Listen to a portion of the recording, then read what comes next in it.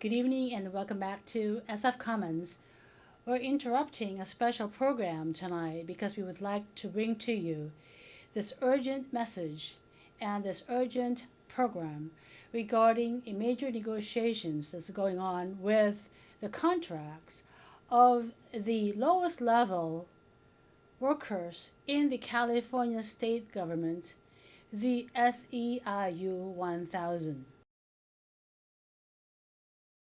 Currently, the SEIU 1000 is negotiating a 3-year contract with the state of California. Let me just tell you who this SEIU 1000 members are. Why is this significant? The SEIU 1000 members are the lowest classification members of the state workers of the state of California. They are your custodians, they are your nursing assistants, they are your teachers, they're the ones who are waiting on you at the Department of Motor Vehicles doing your renewals. They are the cogs in this wheel of the state government. And they are also the same people, the same working class who live paycheck to paycheck, who get their paycheck, and by the time they get it, by the time the government takes almost half of their paycheck, they have to worry about the next paycheck. By the time they pay the bills, the paycheck is gone. And a lot of the workers are victims of payday loan lenders. Yes, you heard it right. A lot of them are victims of the usurious payday loan lenders because they're not able to make ends meet. The inflation rate is at 2.44%, and the contract that's being offered to them by our new governor, Gavin Newsom, is negative 3.5%. We would like to introduce Sophia Perkins, a bargaining unit representative of the SEIU 1000, to explain to us the major components of the negotiations on the SEIU 1000 contract for 3 years. Hello, Sophia. How are you? I'm good, Myrna. Thank you for having me here tonight. Great. Thank you. So, talk about what is happening with the contract negotiations with the SEIU 1000. Well, I know right now that we are in a tentative agreement ratification process, which means it's going to go out to the members of SEIU to be voted on. They can vote at their work sites, or they can call SEIU Local 1000 headquarters and request a ballot to do a mail-in ballot process. The SBAC ratification was September 3rd, and the SBAC is where the statewide bargaining advisory committee gets together and actually votes on the tentative agreement to send it out to the members for ratification. Right, okay. Let me go through the numbers that have been reported in some of their ratification member meetings. This contract will start on January 1st of 2020. Yes. And that between January 1st of 2020 and June 30 of 2020, the SEIU 1000 members will not get a raise. Correct. But however, they will pay 2.3% of an increase in retiree health benefits, and starting July 1st, 2020, the tentative agreement is for a period of 3 years where the SEIU 1000 members will get 7%. However, there is an increase of 3.5% per year on their contribution to the retirement health benefits, so that in the end of the 3-year period, their contribution to the retirement health benefits amounts to 10.5%, whereas they're getting 7%, which then nets to a loss of 3.5% to the average SEIU 1000 member.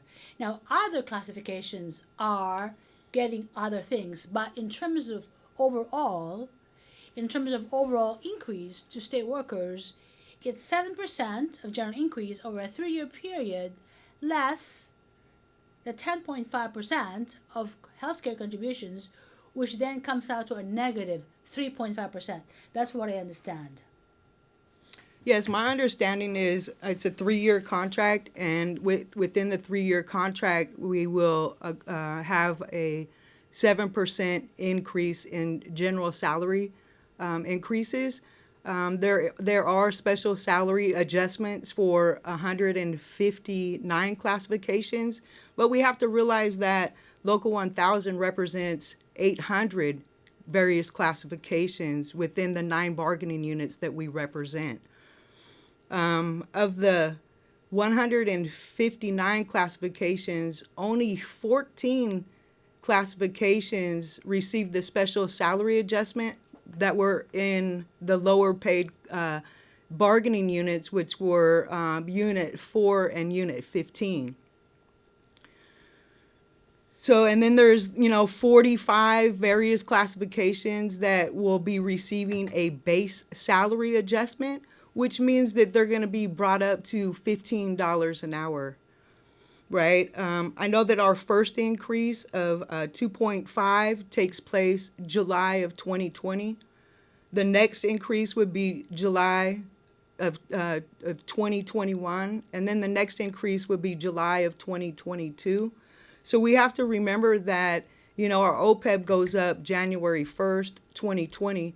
So we as Local 1000 members who are only receiving the general salary increase, we will be paying 3.5 as our OPEB goes up before we even see any increase from this contract at all.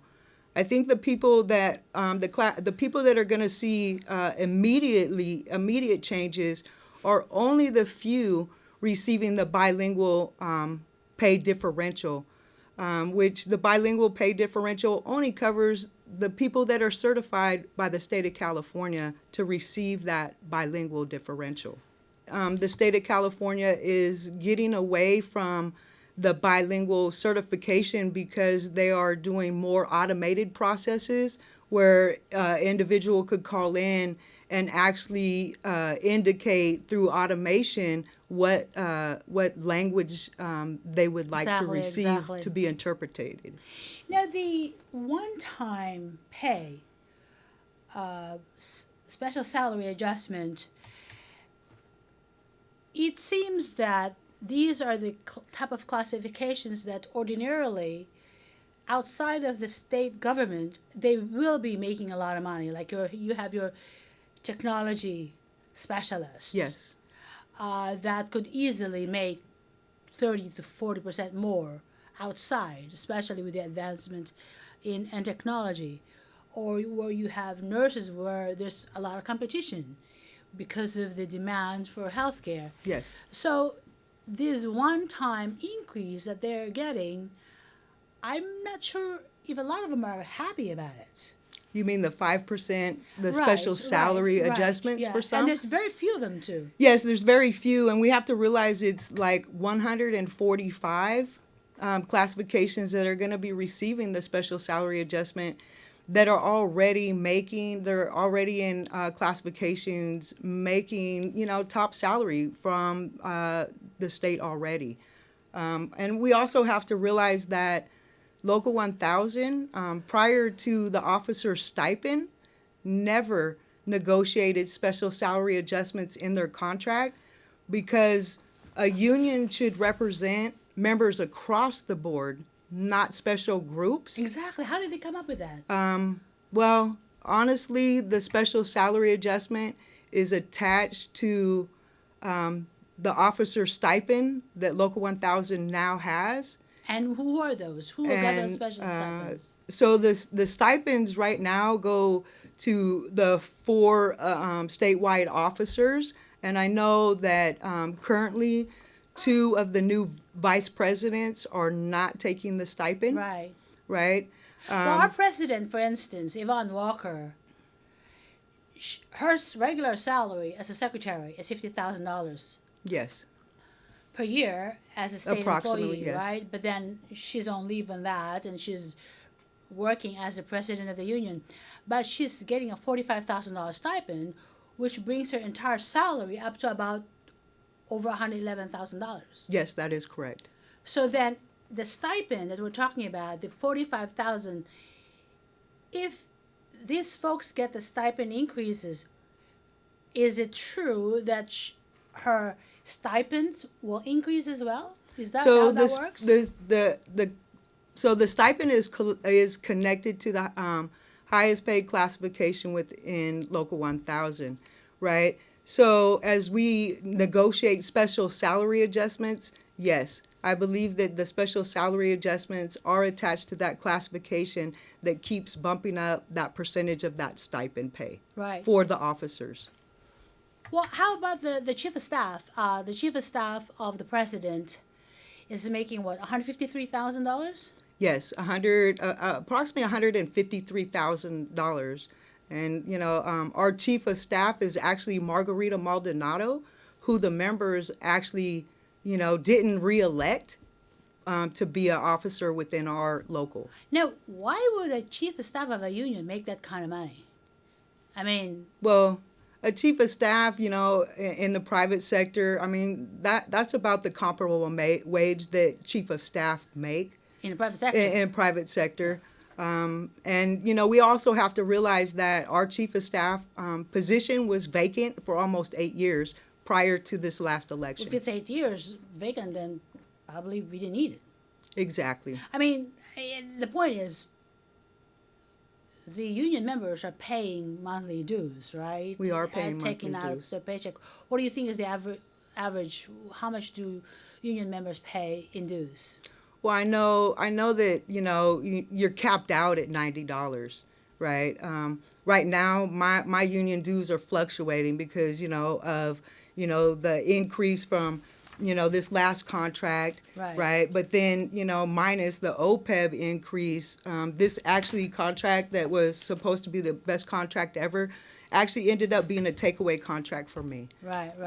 So if this new contract that we are getting ready to ratify is supposed to be historical, I don't really understand, all the calculations Right. within the contract.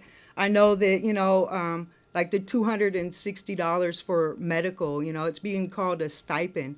I believe I work for the 5th largest economy in the world, the state of California. We shouldn't have to be supplemented for our medical. We need to be paid and valued for the work that we do for the state of California, because without us, the programs of California do not run. Right. Exactly. And, with this $260 medical offset stipend, it's only going to be impacting 53% of our members that we represent. Right. Because of the fact, people, other people, they have their spouse, they're taking their spouse's benefits, or they've elected for Flex Elect, right? So it's calculated out that only 53% of our represented will be able to take advantage of the $260.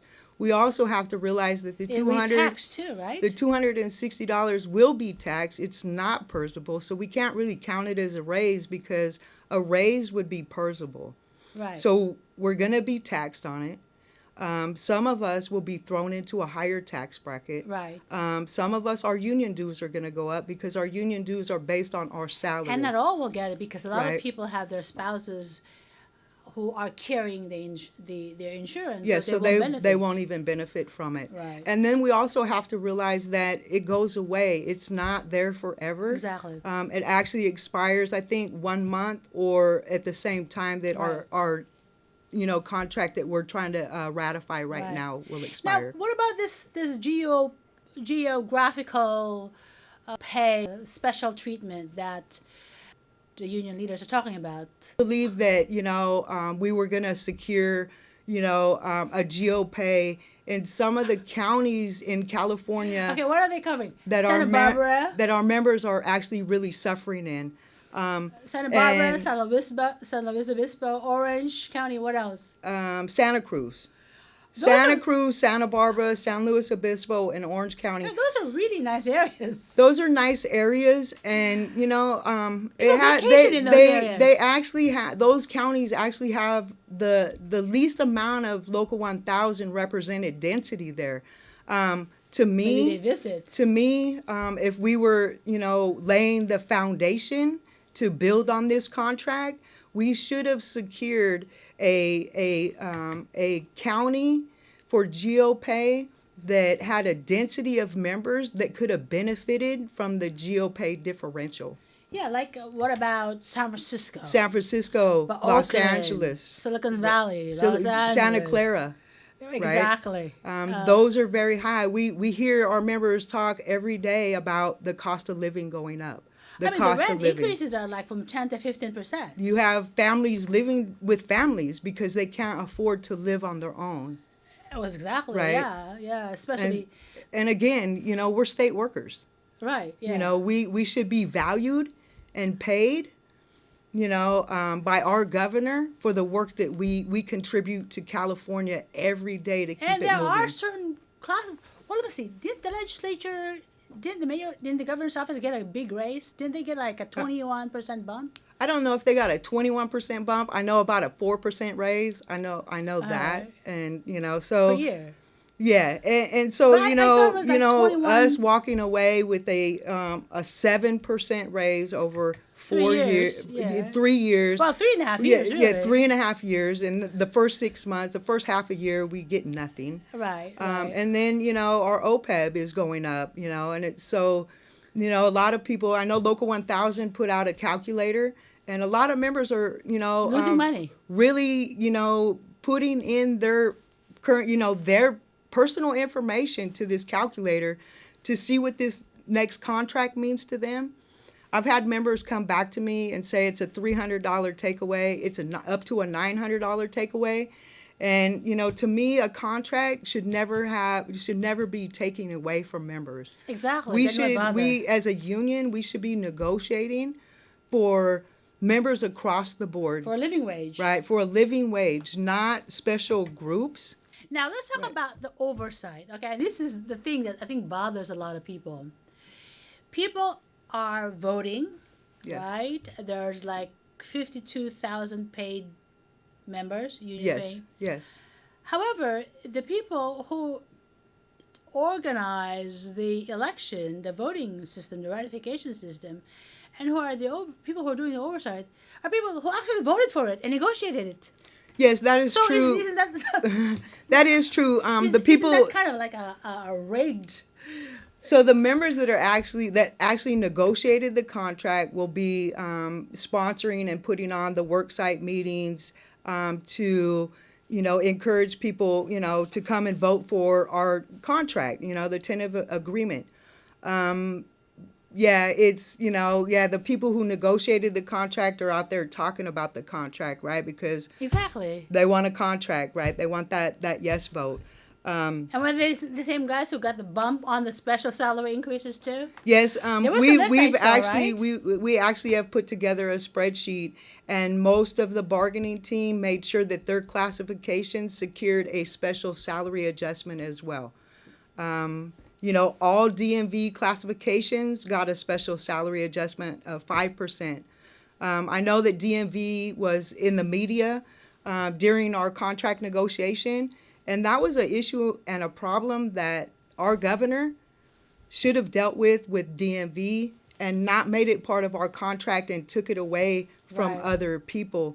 When we secured the reclass for DMV like 7, maybe 8 years ago, right? It was a side letter. So I think what's the takeaway on this discussion would be that for the interest of the union and the members, right, it would seem that the clamor for union members is for the SEIU 1000 leadership to go back to the negotiating table and represent the entire membership of the union, all 96,000 union members, plus which includes the 52,000 union paying dues members, that they represent the entire body instead of just different parts. What do you think? Right, exactly. And so, that's why I've been, receiving calls and emails from around the state from members. And I encourage them Right. to educate yourself, because right now your power is in your vote. And we need to change that. We need a union that represents all of the members.